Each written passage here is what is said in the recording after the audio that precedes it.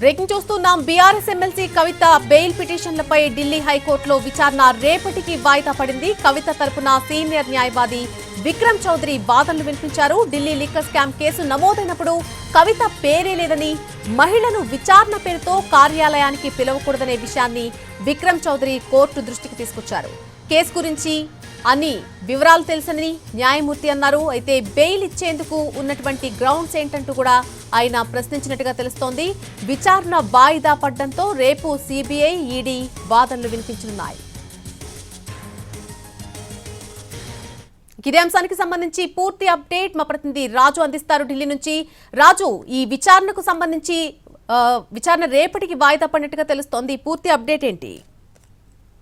Yes Nalini, Delhi liquor కేసుకు సంబంధించినటువంటి వ్యవహారంలో ఇప్పటికే కవిత పైన అటు ఈడీ అరెస్ట్ చేసింది, ఈడీ కేసు నమోదు చేసింది. సిబిఐ కూడా కవితను అరెస్ట్ చేసింది, సిబిఐ కూడా కేసు నమోదు చేసింది. సో ఈ రెండు కేసుల్లో కూడా తనకు బెయిల్ కావాలని చెప్పి ముందుగా ట్రయల్ కోర్టును కవిత ఆశ్రయించారు. అయితే ట్రయల్ కోర్టు బెయిల్ ఇచ్చేందుకు నిరాకరించింది. దాంతో కవిత ఢిల్లీ హైకోర్టును ఆశ్రయించింది. హైకోర్టులో వాస్తవానికి గత శుక్రవారం రోజునే విచారణ ప్రారంభమైనప్పటికీ కూడా ఆ రోజు కొన్ని వాదనలు మాత్రమే కవిత తరపున విక్రమ్ చౌదరి వినిపించగలిగారు. ఈ రోజు దాదాపు 45 నిమిషాల పాటు కవిత తరపున తన వాదనలు వినిపించారు. ముఖ్యంగా ఒక మహిళగా కావచ్చు, ఆ తర్వాత తనకు ఒక మైనర్ కొడుకు కూడా ఉన్నాడు. ఈ విషయంలో బెయిల్ ఇచ్చేటటువంటి విషయంలో ఎటువంటి షరతులు పెట్టినా కవిత సిద్ధంగా ఉన్నారు. సో ఖచ్చితంగా కవితకు బెయిల్ ఇవ్వాలనే విషయాన్ని స్పష్టం చేశారు.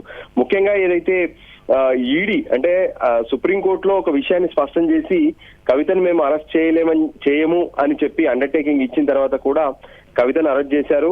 కవిత ప్రస్తావన ఎక్కడ లేకున్నా సరే మాగుంట రాఘవ కావచ్చు, మాగుంట శ్రీనివాసులు రెడ్డి, దాంతో పాటు శరత్ చంద్రారెడ్డి, అరుణ్ రామచంద్ర పిల్లై వీళ్ళు ఇచ్చినటువంటి స్టేట్మెంట్ల మేరకే కవితను అరెస్టు చేశారనే విషయాన్ని స్పష్టం చేశారు. సో ఏదేమైనా కవిత గతంలోనే ఈడీ ముందు హాజరై తను పూర్తి స్థాయిలో సహకరించారు. అంతేకాదు కవిత వద్ద ఉన్నటువంటి సెల్ ఫోన్లు ఏవైతే గతంలో ఉపయోగించినటువంటి సెల్ ఫోన్లను సైతం కవిత ఈడీకి హ్యాండ్ ఓవర్ చేసింది. పైగా తను గతంలో ఉపయోగించినటువంటి సెల్ ఫోన్లను తన ఇంట్లో పనిచేసేటటువంటి వాళ్ళకి ఇవ్వడం వల్ల వాళ్ళు వాటిని ఫార్మాట్ చేసుకొని వాళ్ళు ఉపయోగించారు.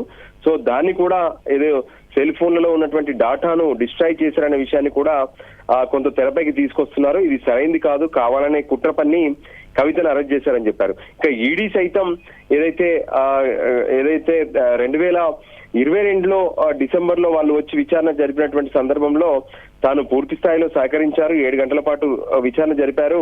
ఆ తర్వాత ఎప్పుడైతే ఈడీ అరెస్ట్ చేసిందో ఆ వెంటనే ఏప్రిల్ 11వ తేదీన తన లాయర్కు ఎటువంటి నోటీసు లేకుండానే కవితను సిబిఐ అరెస్ట్ చేసింది, జ్యుడిషియల్ రిమాండ్ లో ఉన్నటువంటి సందర్భం.